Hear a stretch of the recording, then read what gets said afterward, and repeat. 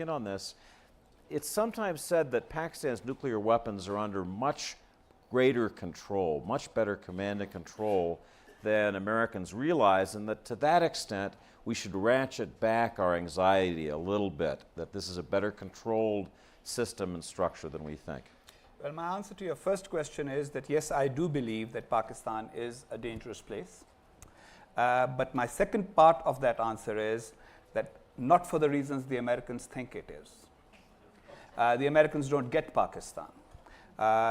General McChrystal and many other generals, in fact, American diplomats going back to John Foster Dulles, go to Pakistan and hear one side, and they sometimes believe when Pakistani officials, especially generals, say, well, America must help us solve our problems. It's not America's problem to solve Pakistan's problem. It's Pakistan's problem to solve Pakistan's problems. And why is Pakistan a problem? Here's the reason. It was a country that was created with very little prior discussion and analysis. People forget. There's been an Egypt for 5,000 years. There's been an Iran for several centuries, for millennia. There's been an India for millennia. Pakistan is only 66 years old. So therefore, it has essentially a lot of psychoses more than it has actual threats and challenges.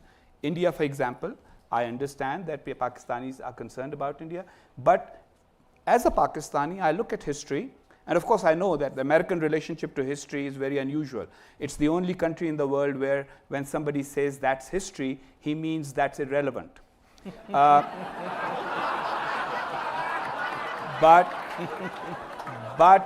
But in case of India and Pakistan, it's important to understand, yes, India has never philosophically accepted the idea of Pakistan, but it has not been responsible for initiating any of the wars with Pakistan. Let's be real about that. Afghanistan is too weak and too poor to attack Pakistan. So most of the problems that Pakistan sees itself in are psychological rather than real.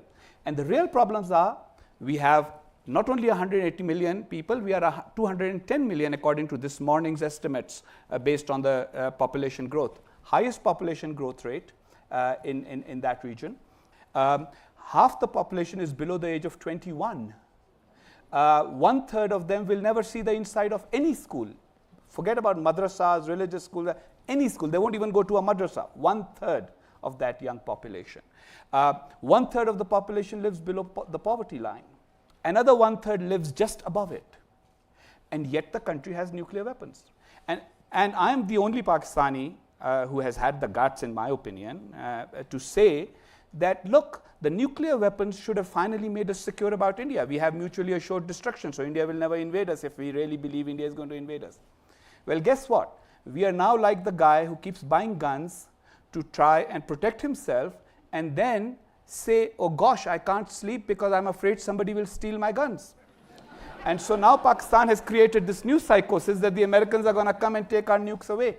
So the real threat to Pakistan essentially is from a failure to come to terms with its geography, with its history, and with having a direction for it as a nation. Benazir Bhutto, before she was assassinated, had a new vision for Pakistan.